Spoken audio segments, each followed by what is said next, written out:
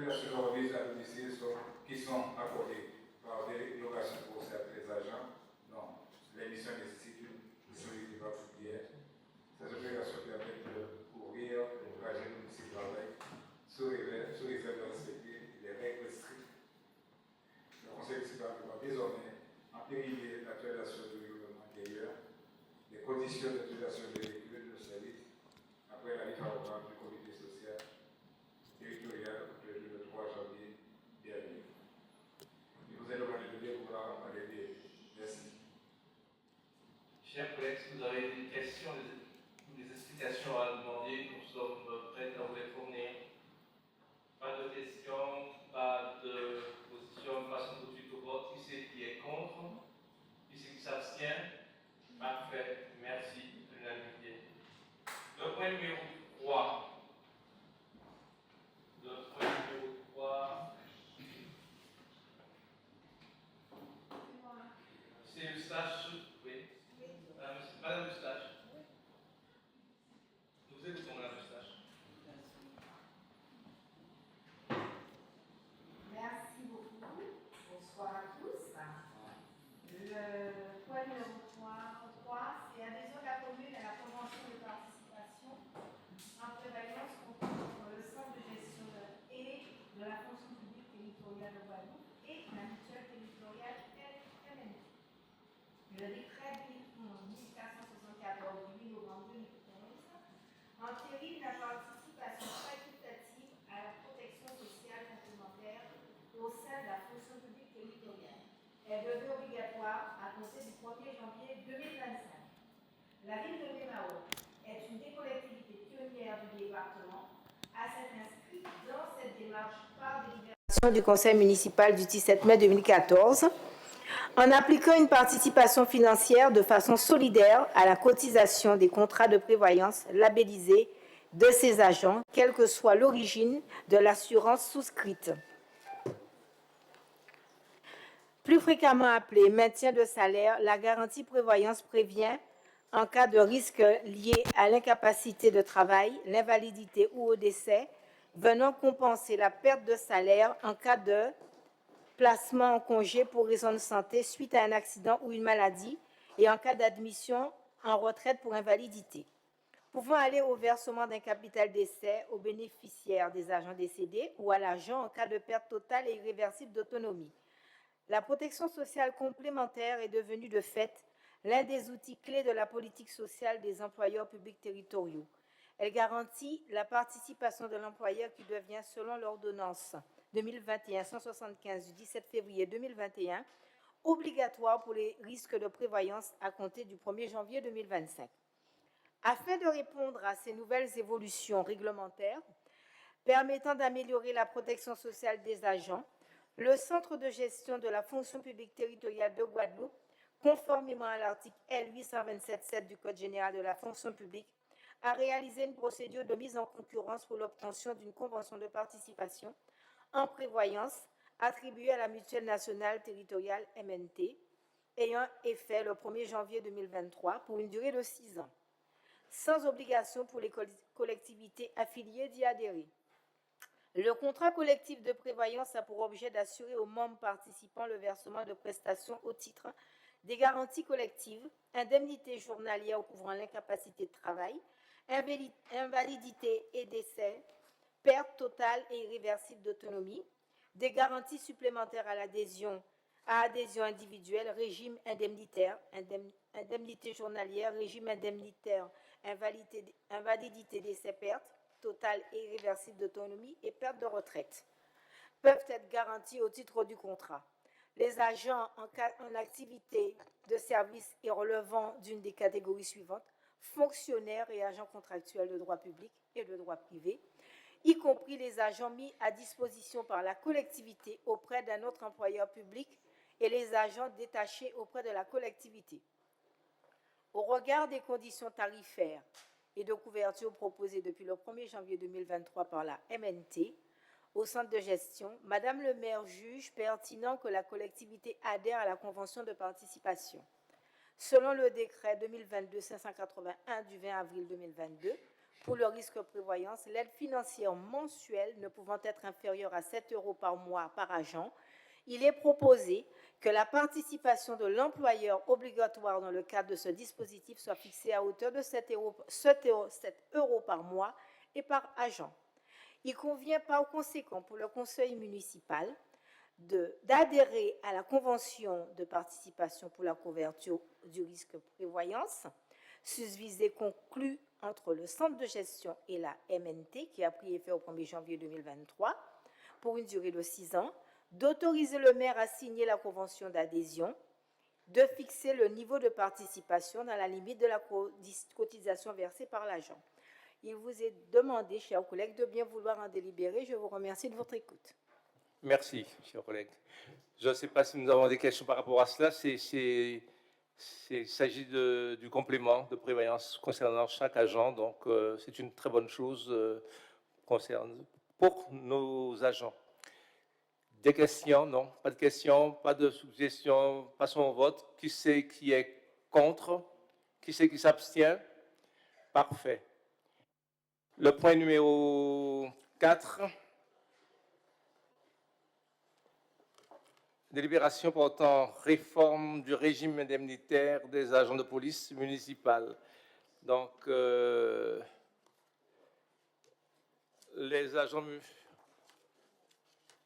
Que je vous dise ceci, c'est présenté par moi-même. On va tout de suite y arriver.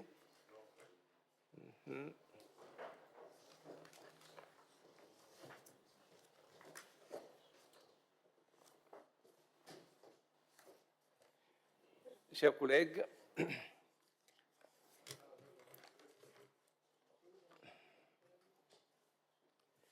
il s'agit d'une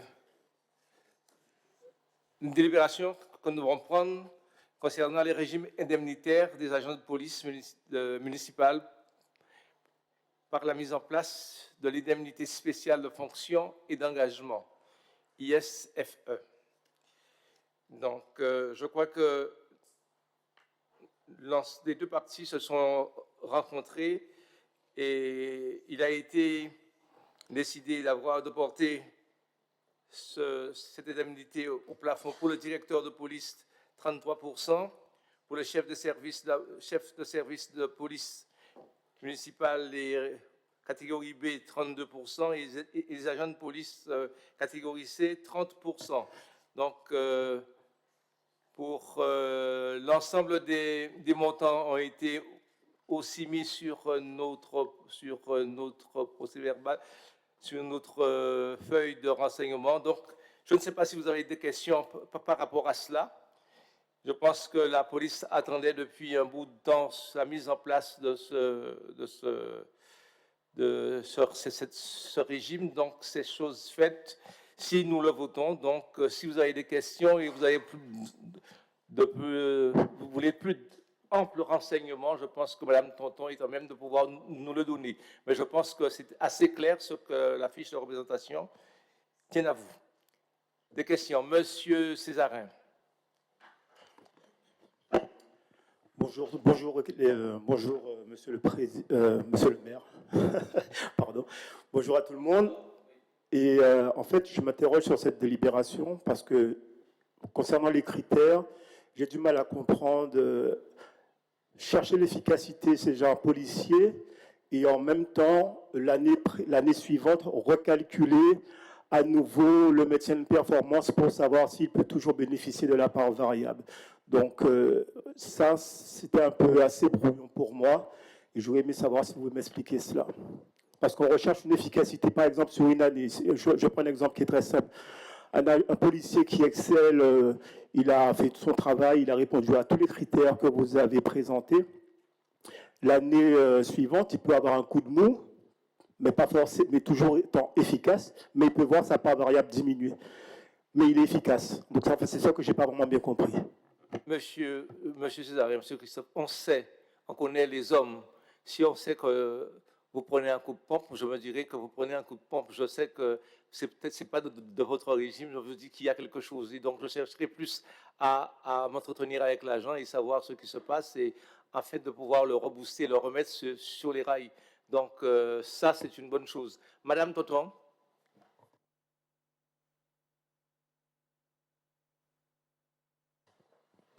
Bonsoir, monsieur, mesdames les élus. Donc, effectivement, la question rentre dans le cadre de la gestion des entretiens professionnels des fonctionnaires qui est arrivé dans la fonction publique depuis quelques années et où, effectivement, d'une année à l'autre, il y a des objectifs qui vont être fixés aux agents publics, donc des objectifs à atteindre, des critères aussi qui vont permettre à un moment donné de lui verser ce qu'on appelle la part variable du régime indemnitaire. Donc, la part variable qui est liée justement à la manière de servir. Il faut faire la différence entre cette part variable et la part fixe qui est liée à la fonction exercée et qui est versée mensuellement. Donc, au niveau de la part variable, c'est l'entretien professionnel qui sera mené en lien avec le supérieur hiérarchique direct qui va permettre effectivement de déterminer le montant qui sera versé à l'agent, sachant que le montant ne sera jamais identique d'une année à l'autre, puisque cette année, l'agent peut avoir atteint ses objectifs fixés. Si on lui a fixé des objectifs, il les a atteints, il aura une part variable correcte. Mais si l'année prochaine, le même agent rencontre, par exemple, des difficultés et n'a pas atteint ses objectifs, ou alors les critères d'évaluation ont été notés de manière moindre, et bien effectivement, le montant va varier. Mais c'est le principe même de la gestion des entretiens professionnels au niveau des fonctionnaires. D'autres questions?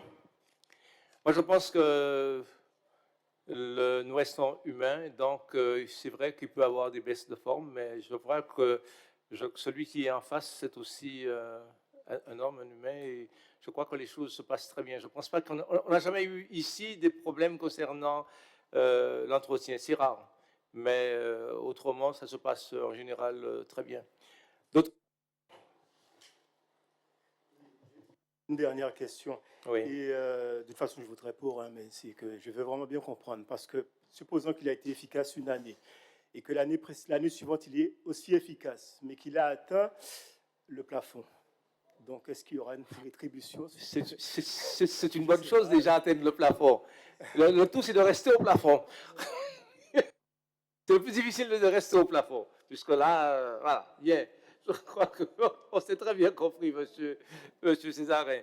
Bien, donc s'il n'y a plus de questions, qui c'est qui vote contre? Qui c'est qui s'abstient? Parfait, merci, chers collègues.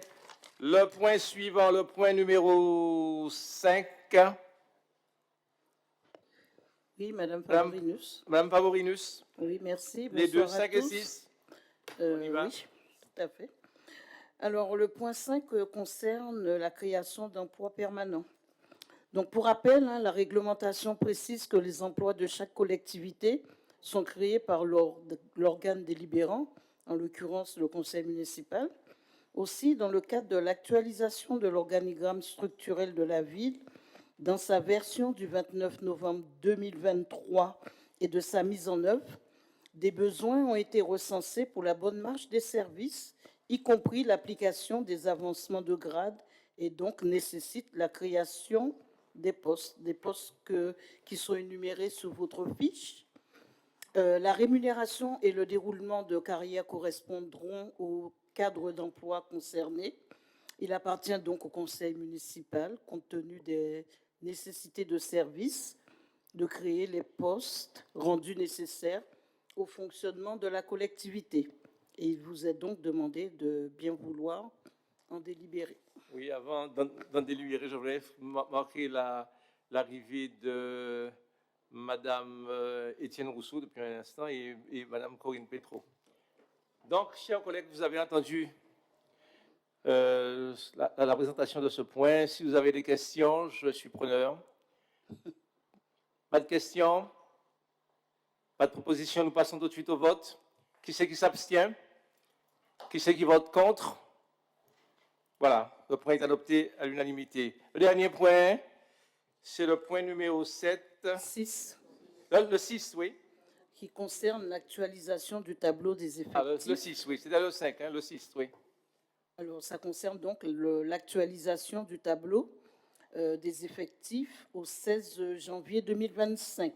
Ah, oui. Donc, la présente modification du tableau des effectifs vise à son actualisation pour prendre en compte les éléments suivants, entre autres, la délibération donc, qui vient d'être votée, l'application des avancements de grade 2022, 23 et 24, et les changements de filière, les recrutements et autres mouvements.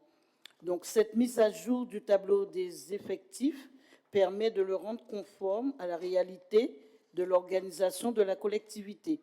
Il vous est donc demandé de bien vouloir en délibérer et merci de votre écoute. Oui,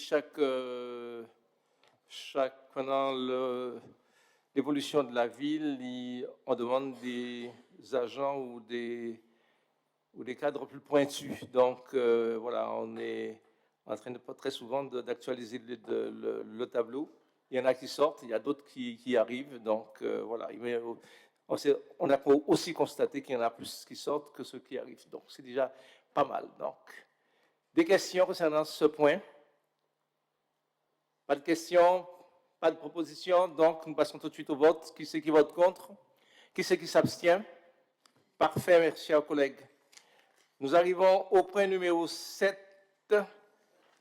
décision modificative numéro 4 du budget primitif 2024.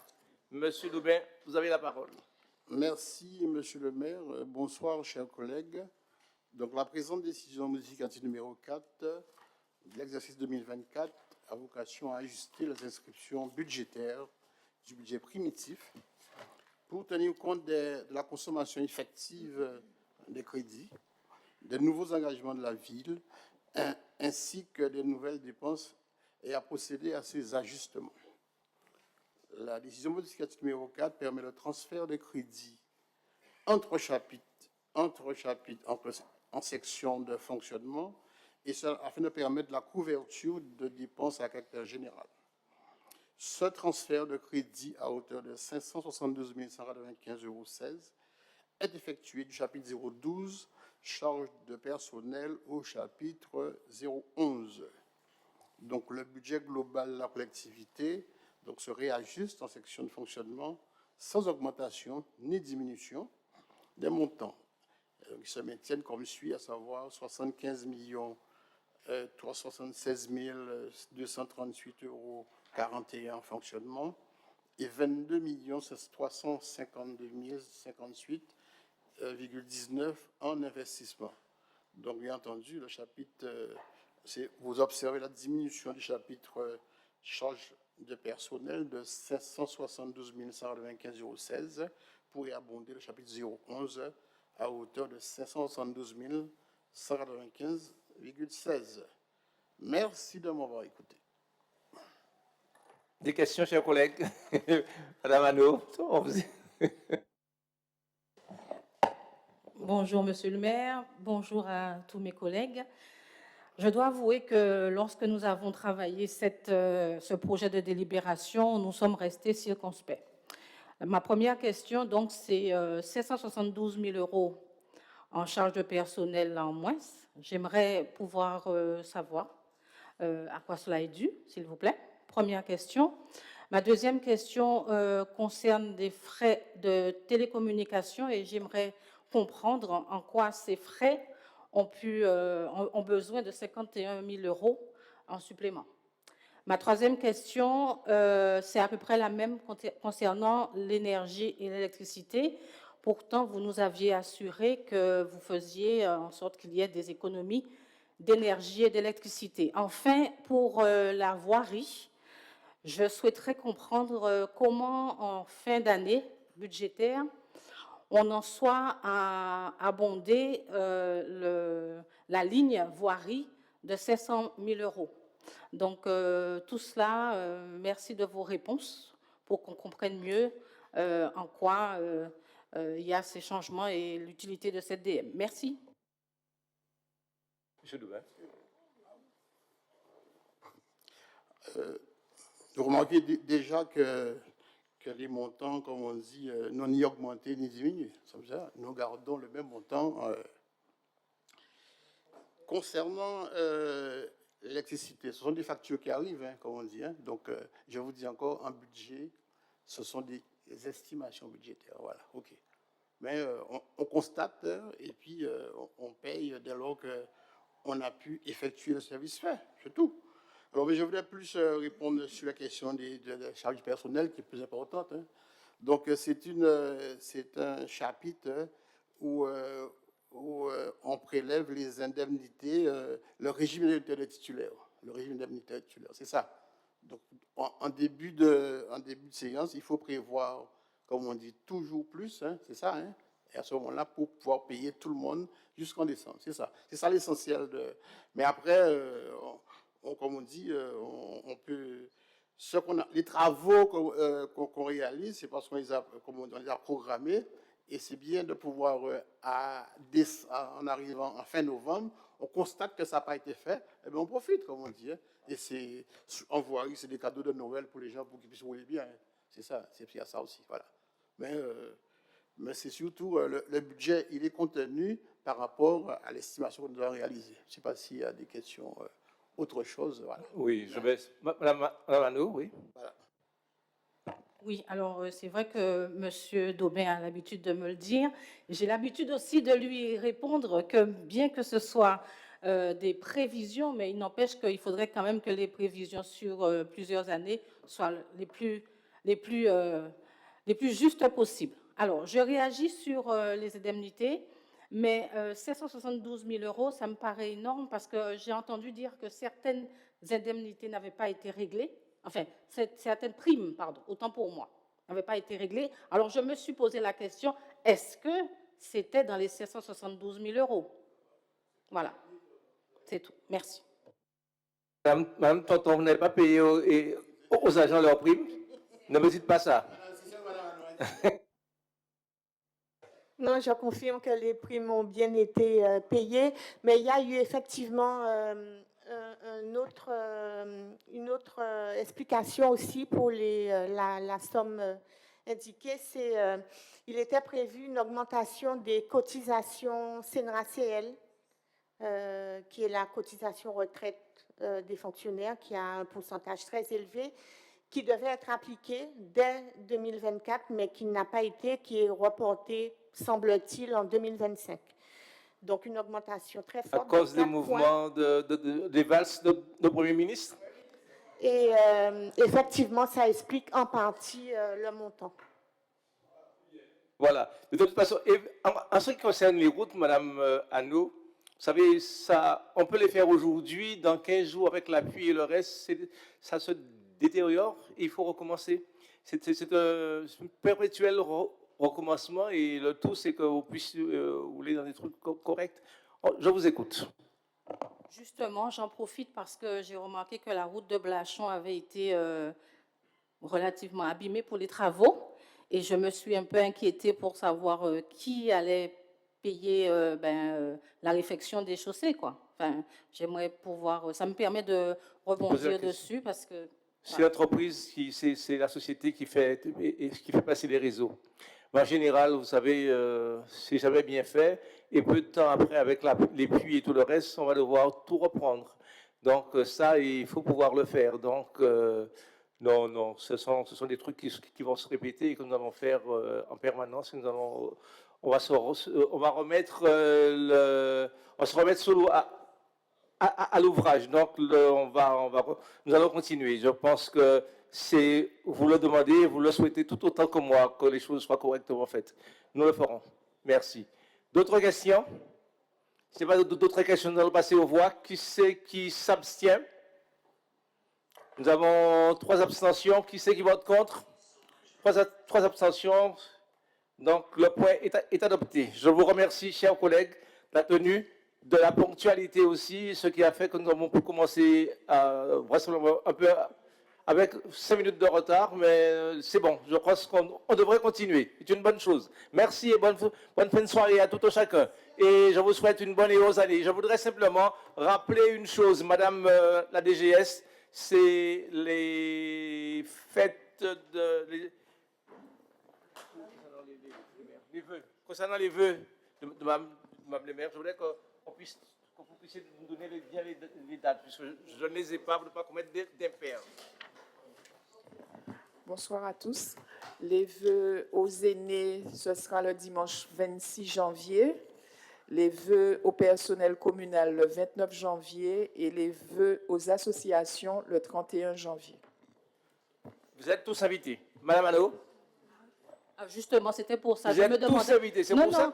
non, monsieur Dessoutes, excusez-moi, monsieur le maire. Oui. Je souhaiterais savoir est-ce que nous sommes cordialement invités. Vous La êtes minorité. invités, mais c'est pour Non, ça que mais je le dis. C'est important parce que, comme les années précédentes, nous n'avions pas été invités.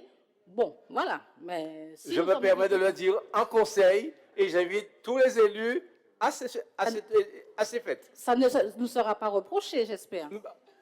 On n'a pas l'habitude de vous reprocher quoi que ce soit, madame Anneau. Bien au contraire. Mais bonne année, monsieur le maire. Avec santé pour vous, madame. Merci.